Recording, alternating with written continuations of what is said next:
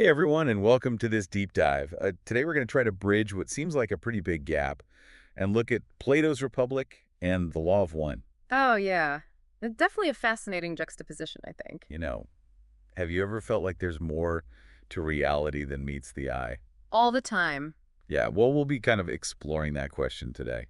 It's interesting you've got Plato right. Like, he laid the groundwork for so much of Western thought with the Republic. And then on the other hand, you have Ra, this mysterious voice claiming to be a sixth density social memory complex. Okay, wait, sixth density. I think I'm already Yeah, lost. no worries. We'll break all that down as we go. Okay, Think of densities as like levels of spiritual evolution and awareness. okay. Ra claims that Earth is currently like transitioning from third to fourth density, and they call this process a difficult harvest. Oh, wow. And we've got excerpts from the first 5 books of the Law of One, and we're going to be looking at those alongside some key passages from Plato's Republic. So two very different sources, Mm. tackling some pretty big questions. Where do we even begin? Well, let's start with something I bet you're familiar with, Plato's allegory of the cave from Book 7 of the Republic. Oh, yeah. Remember those prisoners chained in a cave, mistaking shadows for reality? Yeah, it's a super powerful image. It is. But how does that connect to the Law of One? Well, that feeling of being trapped in this limited reality that we have, right? And mistaking appearances for truth, that really resonates with Ra's concept of the veil of forgetting. Okay. So imagine a veil that separates us from a higher awareness, almost like a type of cosmic amnesia, Okay. which makes us forget our true nature, as in Ra's words, the creator experiencing itself. Whoa, hold on. The creator experiencing itself. That's a lot to take in. It is. Are we saying that we're all just fragments of some ultimate cosmic being? That's one way to interpret it, yeah. Mm, I think both Plato and Ra seem to be getting at the idea that there's a deeper reality beyond our everyday perceptions. yeah. And for Plato, this is the realm of the forms, Forms. which are like the true, unchanging essences of things like justice, beauty, goodness, things like that. Right. And these forms exist beyond the physical world, and you can only grasp them through intellect and reason. Okay, so let me see if I'm getting this. You're saying there's like an ideal form of a chair out there, even though we only ever see and interact with, real chairs. Exactly. Think of the most perfect chair imaginable, and that's closer to the form of chair than anything you could ever build.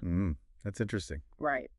So how does that connect to Rye's ideas about densities and the veil of forgetting? Well, Ross suggests that as we evolve through these different densities, we become more aware of this underlying reality, our interconnectedness, and ultimately our identity as the creator. Okay. But here on Earth, in third density, we're veiled from that awareness. Yeah. We're very focused on individuality and material things, Right. and we forget who we truly are. Hmm. Think about all those times you felt like there must be more to life than what you're experiencing. Oh. Like something's missing.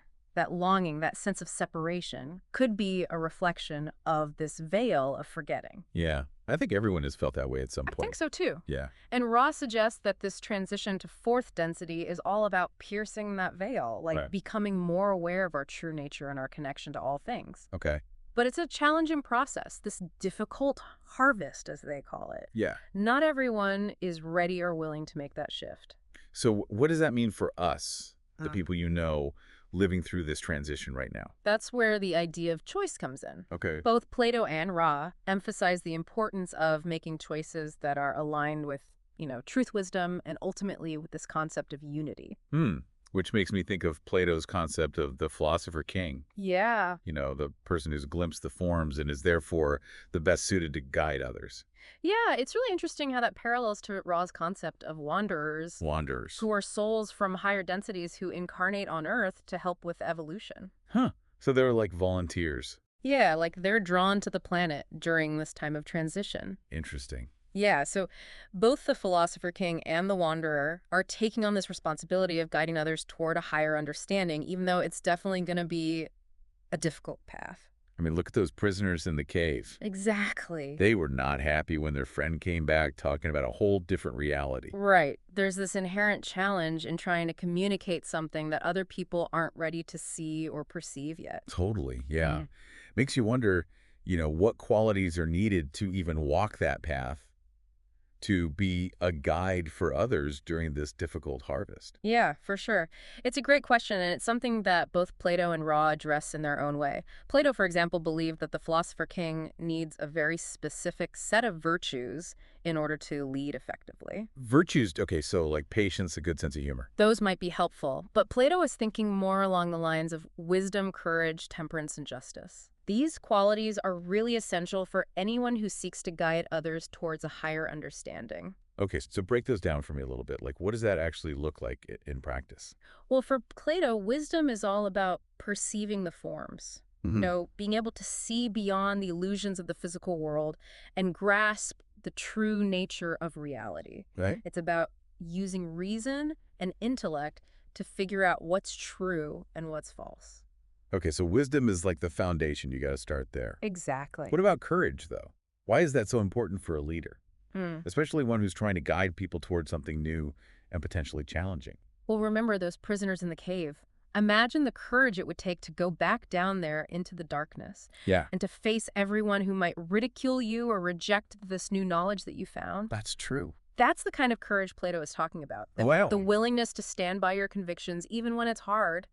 Even when you're facing opposition or danger. Right, right. Okay, Yeah. I get that. What about temperance? Is that kind of an old-fashioned word? Maybe, but it's a really crucial concept for Plato. Okay. Temperance is about balance. It's about moderating our desires and appetites. Okay. It's about not letting our emotions or our physical cravings rule us, rule over reason and wisdom. So it's like self-control, right? Exactly. Being able to resist those temptations that might pull you away from the truth. Yeah, and that's super important if you're trying to guide others. Right. You need to be able to walk the walk. Right, exactly. Okay, and then the last one, justice. Yes, justice for Plato was like the highest virtue. It's Wow. the harmonious balance of all the other virtues. Okay. For an individual, it means living in accordance with reason and virtue. Hmm. And for society, it means that each part is fulfilling its proper role, working together for the common good. Okay, so I see how these virtues all kind of fit together. They do. But how does Ray's perspective on this stuff, you know, leadership and guidance, how does that compare to Plato's? It's interesting because while Ra doesn't use the same terms as Plato, their emphasis on service to others really aligns with this idea of a virtuous leader. For Ra, spiritual evolution is all about choosing to serve others rather than serving yourself. Okay, so it's not just about gaining all this knowledge for your own benefit. Right. It's about using it to help other people. Exactly. And that service can look like a lot of different things. It might be teaching, it might be healing, it might be offering guidance, or even just being an example of love and compassion in the world. Which makes me think about those wanderers again. Hmm. If they're coming from these higher densities to help Earth evolve, wouldn't they naturally embody these qualities like service and compassion? Yeah, that's definitely a logical conclusion. Right. And Ross suggests that wanderers often feel a deep sense of responsibility, a calling to help humanity navigate this difficult harvest, but it's not always easy. Oh, how so? Well, remember the veil of forgetting we talked about? Yeah. Ross says that this veil is particularly thick or dense for wanderers, which makes it really easy for them to forget their purpose and get caught up in the illusions of third density. Wow. So they're coming to this world at a disadvantage in a way. In a way, yeah. They're trying to help everyone else remember who they are, but they're also struggling to remember their own true nature. Yeah, that's a really great way to put it. And I think it highlights how important it is to cultivate these virtues: wisdom, courage, temperance, justice, not just for people in leadership roles, but for all of us. Right. Because we're all going through this challenging time together. Absolutely. And we are facing some pretty intense challenges right now For sure. as individuals, as a collective. It's easy to feel lost and hopeless sometimes. Yeah, absolutely. And that's exactly why these virtues are so important, Yeah. because they give us a framework for making choices, for navigating tough situations, and for staying connected to our purpose, even when everything feels really chaotic. Okay. I'm curious, does Ra offer any specific advice on how to actually develop these virtues? It's easy to say, be more courageous, but how Right. do you actually do that? That's where I think the idea of intention comes in. Yeah. Ra really emphasizes that the key to spiritual evolution is to align your intentions with the law of one, with the principle of love and unity. Okay, so it's not about following a set of rules or doing specific rituals. Yeah. It's about cultivating a mindset, a way of being. Yeah, exactly. And you cultivate that mindset through practices like meditation, contemplation, self-reflection. All these things help us to quiet the mind, connect with our inner wisdom, and make choices that are in line with our highest good and the good of all. That reminds me of what Plato said about self-knowledge, that the unexamined life is not worth living. It's true. It's a powerful reminder that the journey of self-discovery is essential for anyone who wants to walk the path of virtue and be a guide for others. Right. We have to be willing to look inward, examine our beliefs, our motivations, our desires. Which can be scary. Oh, for sure. Right, because you have to face the parts of yourself that you might not like. Absolutely. And that's where courage comes in again. Right. It takes courage to face our shadows, to acknowledge our imperfections, and to choose again and again to align ourselves with the light. So it's like a constant process. Yeah. A striving for balance and wholeness. Exactly. And both Plato and Ross suggest that this process isn't just for us, it's for the benefit of everyone. Hmm. Remember, we're all interconnected. Our choices, our actions ripple outward and affect everything around us. So if we want to create a more just world, a more harmonious world, it starts with cultivating that awareness within ourselves That's such a profound insight. and making choices that reflect that. Yes, and that leads us to another really important aspect of this discussion. Okay. The challenges and temptations that we're likely to encounter along the way. Oh, like what kind of challenges and temptations? Yeah. Well, for one thing, there's the challenge of staying true to your purpose, not getting lost in the material world. Remember, Ra warned that the veil of forgetting is powerful, and even people with the best intentions can get sidetracked.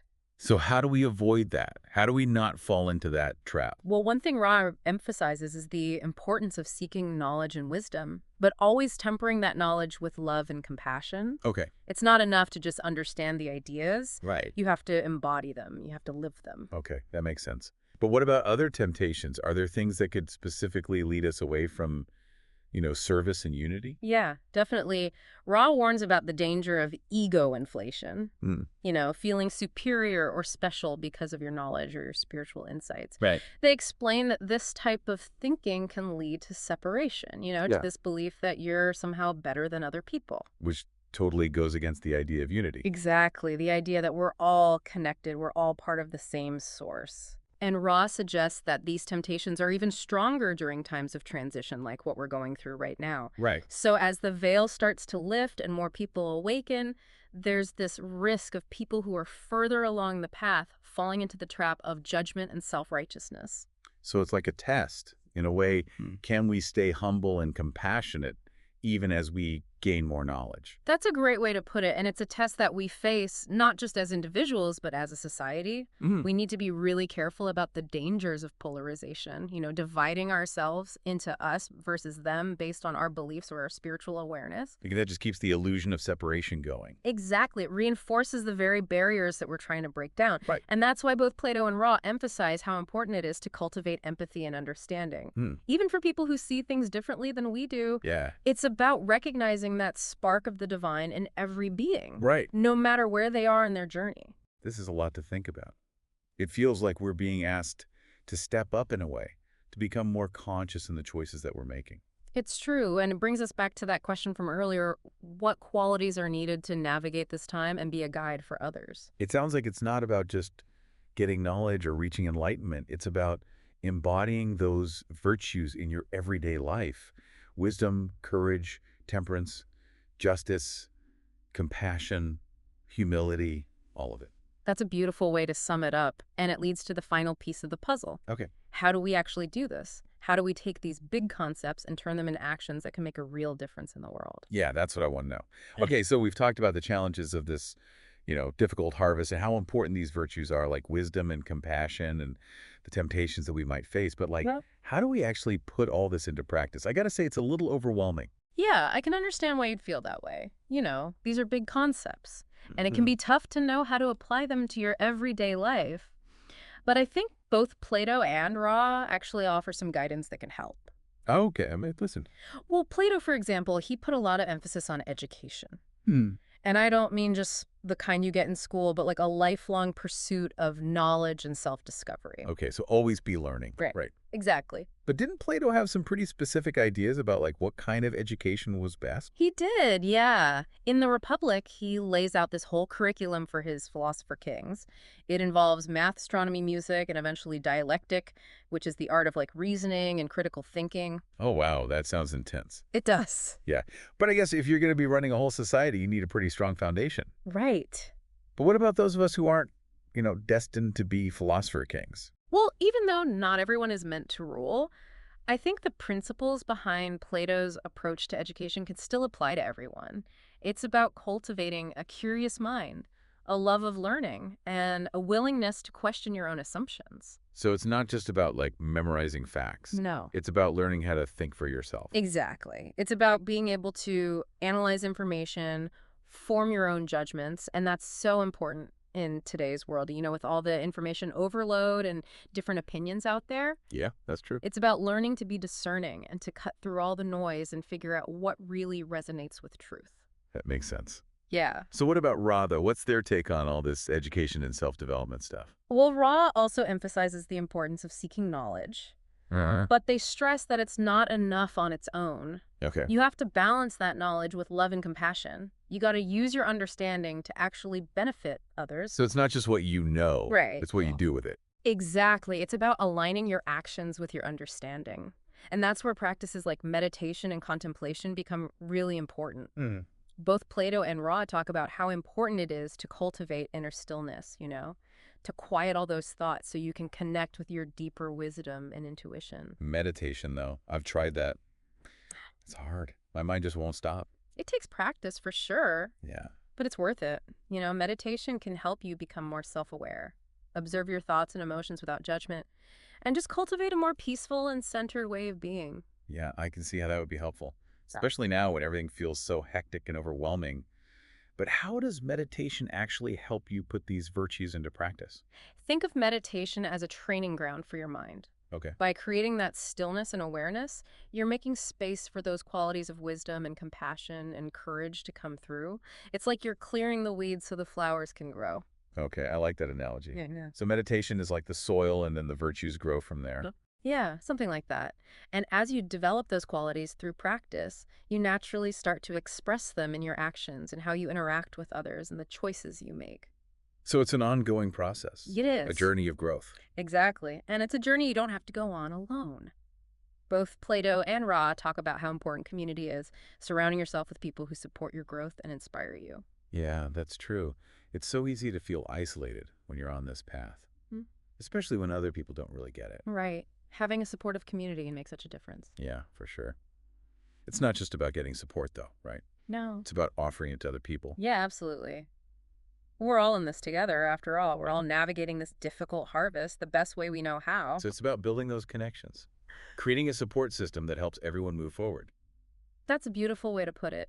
And ultimately, that's what both Plato and Ra are pointing to. A world where we recognize our inherent unity and where we choose to live in harmony with each other and the whole cosmos. That's an incredible vision. Even if it seems far off, it's nice to know that we can all play a part in making it happen. Exactly. One choice, one action, one moment of awareness at a time. That's a good reminder. Yeah. It's not about waiting for someone else to fix things. Right. It's about taking responsibility for our own growth, aligning our actions with our ideals, and supporting each other along the way. Couldn't have said it better myself. Well, this has been amazing. I feel like I have a whole new understanding of these texts and how they can apply to our lives today. I'm glad to hear that. And remember, this is just the tip of the iceberg. There's so much more to explore in both the Republic and the Law of One. Oh, yeah, for sure. And who knows, maybe while we're exploring these ideas, we'll discover something new about ourselves and our place in the universe. It's definitely possible. Well, that's all the time we have for today, but thanks for joining us on this deep dive. Yeah, thanks for listening, everyone. And keep those minds open and curious.